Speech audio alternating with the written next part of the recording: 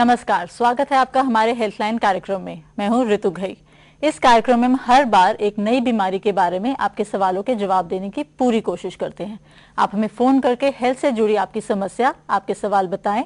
उसके बाद आपके हर सवाल के जवाब के लिए हम खुद आपसे संपर्क करेंगे। हमारी फोन लाइन सोमवार दोपहर 12 बजे से दोपहर 2 बजे तक खुली रहेंगी। हमारा फोन नंबर है 0172-504-3734। हमारा नंबर आप अपनी टीवी स्क्रीन पर भी देख सकते हैं।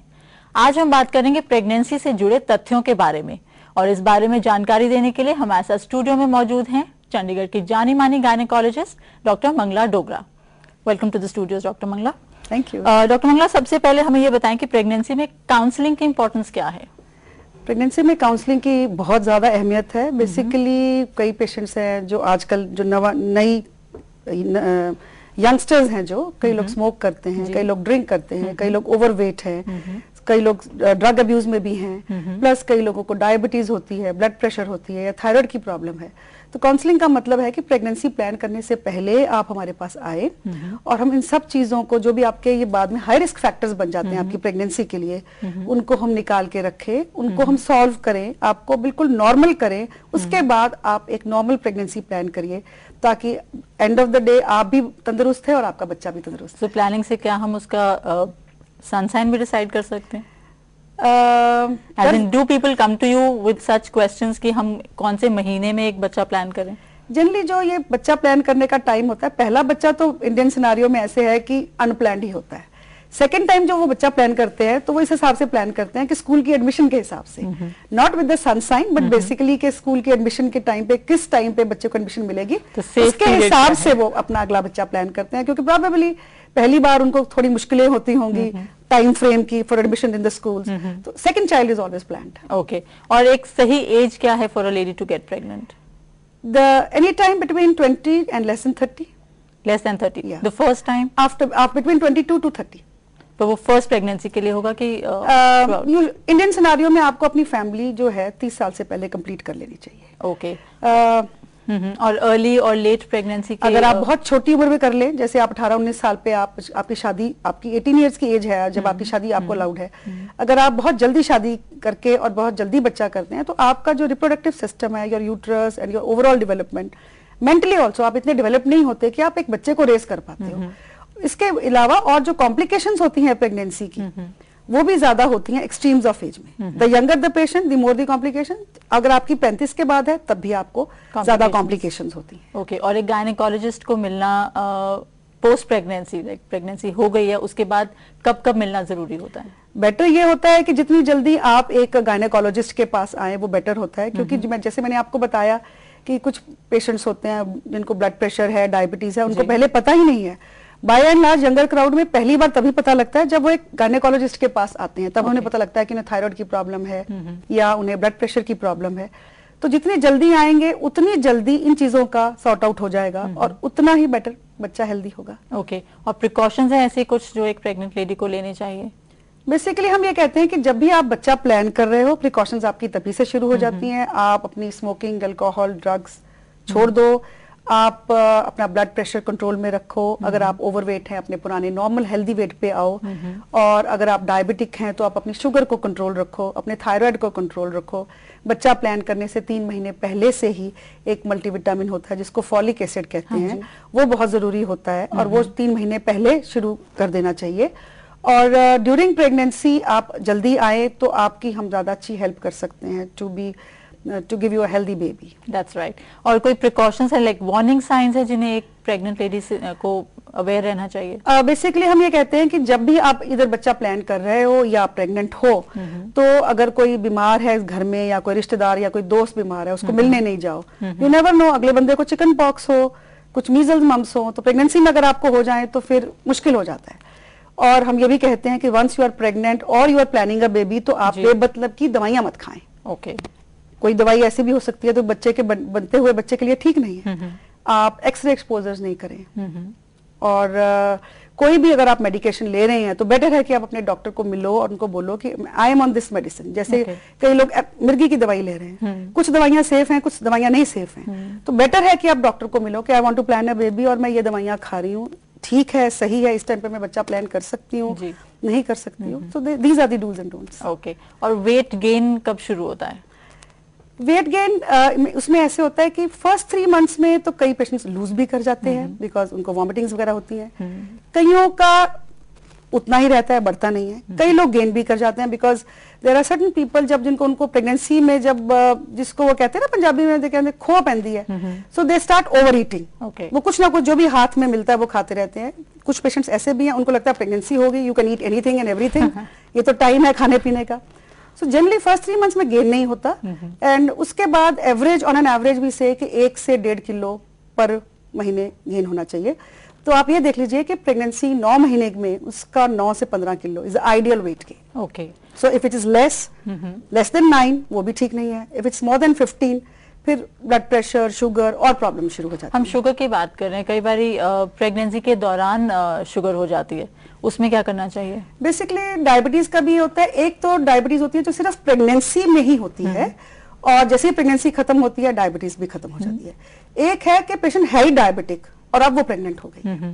तो जनरली जो तो पेशेंट्स प्रेगनेंसी में पिकअप होते हैं प्रेगनेंसी डायबिटीज, जिसको हम जेस्टेशनल डायबिटीज कहते हैं, उसकी फर्स्ट लाइन ऑफ एक्शन तो है कि डाइट कंट्रोल। डाइट कंट्रोल का मतलब ये है कि हम डाइटिंग नहीं करवाते बट कुछ चीजें हम रिस्ट्रिक्ट कर देते हैं। लाइक फ्रेश जूसेस हम नहीं अलाउ करते, हम लोग घी वगैरह, बटर, चीज वो नहीं अलाउ करते। Plus at the same time we give them exercise regiment कि 20 minutes walk after every meal, हर मील के बाद आप 15-20 मिनट सैर करो ताकि जो आपने खाया उसको आप पचा के रखो। तो हर बारी supposing that lady is getting pregnant again, तो तब फिर से उसको प्रेगनेंसी के time gestational diabetes by and large हर प्रेगनेंसी में आ जाती है। उसके बाद ठीक हो जाती है। उसके बाद ठीक हो जाती है। सिर्फ ये है कि जो भी पेशेंट्स जेस्टेशनल डायबिटीज वाले या जो प्रेगनेंसी डायबिटीज वाले होते हैं उनको जब उनकी फैमिली कंप्लीट हो जाए they should come back to their normal ideal weight, जो उनकी उम्र के हिसाब से, उनकी हाइट के हिसाब से जो वेट होना चाहिए। क्योंकि वेट के करके डायबिटीज अगर वो नहीं आते तो उनमें से अगर 100 पेशेंट्स हैं जिनको जेस्टेशनल डायबिटीज थी तो at the age of 40 about 25 they become diabetics. Okay. And we were talking about vomiting, the problem जो ladies में होती है कि मॉर्निंग सिकनेस होती है या पूरे दिन की सिकनेस होती है। We have a question on email. Aruna Gandhi है मैम पटियाला से जो हमारे को ईमेल भेज रही हैं। वो पूछ रही हैं कि उनके 7th मंथ है प्रेगनेंसी का और उनको सारा टाइम वॉमिटिंग्स आती रहती हैं। उनका ज्यादा वेट पुट ऑन नहीं हुआ है पर उन्हें थैंकफुली कोई वीकनेस भी फील नहीं हो रही है और भी कोई हेल्थ कॉम्प्लिकेशंस नहीं है, बट उनको डर लग रहा है कि कहीं अगली बारी फिर से ऐसा होगा। So she is very scared. Normally जो प्रेगनेंसी वॉमिटिंग्स होती हैं वो 3.5 महीने और भी से 16-18 हफ्ते ऑफ प्रेगनेंसी में खत्म हो जाती है। अगर पेशेंट बार बार वॉमिट कर रहा है उसके बावजूद भी वो वॉमिट कर रहा है तो 2-3 चीजें हैं जो रूल आउट करनी चाहिए। पहले तो यूरिन इन्फेक्शन, जिनको बार बार यूरिन इन्फेक्शन होती है उनको वॉमिटिंग्स उनकी बंद नहीं होती जब तक उनकी यूरिन इन्फेक्शन ठीक ना हो। दूसरा होता है कई लोगों के गॉल ब्लैडर में या तो स्टोन होता है या स्लज होता है, कचरा जिसको बोलते हैं, उन लोगों को भी बार बार वॉमिटिंग होती रहती है। तीसरी होती है कि कई बार कोई पेशेंट्स को डायबिटीज करके भी हो जाती है एंड फोर्थली थायराइड की प्रॉब्लम से भी कई बार ये बार बार वॉमिटिंग हो जाती है। इसके अलावा so that patient should get her ultrasound of kidneys and gall bladder और थायराइड चेक कराए, यूरिन कल्चर चेक कराए। कुछ पेशेंट्स ऐसे भी हैं जिनमें कोई रीजन नहीं मिलता, वो 9 महीने वॉमिट करते रहते हैं, उनका वेट भी बढ़ता रहता है, फिर भी उनका बच्चा भी तंदुरुस्त होता है। अभी वक्त हो चला एक छोटी सी ब्रेक का। ब्रेक के बाद हम डॉक्टर मंगला से जानेंगे कि प्रेगनेंसी से जुड़ी कॉम्प्लिकेशंस क्या हैं। मिलते हैं एक छोटे से ब्रेक के बाद। के बाद आपका स्वागत है एक बार फिर हमारे हेल्थलाइन कार्यक्रम में। ब्रेक से पहले हमने डॉक्टर मंगला डोगरा से प्रेगनेंसी से जुड़े आम फैक्ट्स पर चर्चा की और अब हम जानेंगे कि प्रेगनेंसी से जुड़ी कॉम्प्लिकेशंस क्या हैं। Doctor Mangala, before getting into that discussion हमारे साथ कॉलर जुड़ रही हैं तरुणी गांधी पटियाला से। हाँ जी तरुणी, हेल्थलाइन में आपका स्वागत है। क्या है आपका सवाल? मेरा सवाल ये है कि डॉक्टर ने पहले ट्राइमेस्टर में मुझे फॉलिक एसिड बोला था। अच्छा जी। उसके बाद calcium, iron and I have some uterus problem तो डोवाडाइलन रिटार्ड। मुझे ये नहीं बताया गया कि मुझे ये आयरन और कैल्शियम कितनी देर तक लेनी है, as I am running with 8 month now. Okay, तो मुझे कितनी देर तक ये आयरन लेनी है? अगर बीच में स्किप हो जाए तो क्या कुछ प्रॉब्लम होता है इससे? मैम, ये जो आयरन कैल्शियम है ये आपने डिलीवरी तक लेनी है। रादर हम लोग तो डिलीवरी के बाद भी देते हैं क्योंकि आप बच्चे को उसके बाद आप बच्चे को ब्रेस्ट फीड कर रहे हो और डिलीवरी के बाद आपको ब्लीडिंग भी शुरू हो जाती है, इसलिए हम आयरन कैल्शियम इवन जब आप ब्रेस्ट फीडिंग करते हो उस टाइम पर भी हम देते हैं। अगर आपकी एक आधा दिन स्किप हो जाती है उसमें कोई प्रॉब्लम नहीं है, पर ये जरूरी है कि आप बीच में अपना हीमोग्लोबिन और पीसीवी और यूरिन रिपीट टेस्ट करवाइए, क्योंकि हीमोग्लोबिन और यूरिन हम प्रेगनेंसी में 3-4 बार करते हैं। ठीक है डॉक्टर मंगला, और कौन से टेस्ट हैं जो करवाने पड़ते हैं एक प्रेग्नेंट लेडी को, और कितनी फ्रीक्वेंसी पे करवाने पड़ते हैं वो? जब पेशेंट फर्स्ट विजिट पे हमारे पास आता है तब हम उसका एक तो हीमोग्लोबिन चेक करवाते हैं, देखते हैं उसमें खून कितना है, खून की कमी तो नहीं। यूरिन टेस्ट करवाते हैं, उससे हमें थोड़ा सा आइडिया हो जाता है कि उसको कोई किडनी की या कोई शुगर की प्रॉब्लम तो नहीं है जी। फिर उसका ब्लड ग्रुप करवाते हैं, क्योंकि कई बार फादर और मदर का ब्लड ग्रुप नहीं मिलता और उसमें बच्चे को प्रॉब्लम हो सकती है। फिर कुछ इन्फेक्शंस होती हैं जैसे हेपेटाइटिस बी, कुछ पेशेंट्स में हम इवन एड्स का टेस्ट करवाते हैं, और एक VDRL करके इन्फेक्शन होती है जो हस्बैंड वाइफ से बच्चे को भी ट्रांसमिट हो जाती है और जिसका इलाज है, और उन ऐसे ही हम टेस्ट करवाते हैं। पंजाब में और इस नॉर्थ ऑफ इंडिया में हम खासकर थैलेसीमिया का टेस्ट भी सबका करवाते हैं। ये तो वन टाइम टेस्ट हो गए, ये एट द फर्स्ट विजिट, और साथ में थायराइड का भी करवाते हैं। उसके बाद आजकल जब 3 महीने पूरे हो जाते हैं तो एक अल्ट्रासाउंड होता है जिसको हम NFT कहते हैं। उसको बेसिकली एक कंडीशन होती है डाउन सिंड्रोम जिसमें बच्चा मेंटली रिटार्डेड होता है, उसके लिए करते हैं to pick up that problem. और 16-17 हफ्ते पे हम एक और जेनेटिक टेस्ट करते हैं जिसको हम ट्रिपल टेस्ट कहते हैं। और ये भी बेसिकली एक डाउन सिंड्रोम या कोई भी जेनेटिक प्रॉब्लम्स को रूल आउट करने के लिए होता है।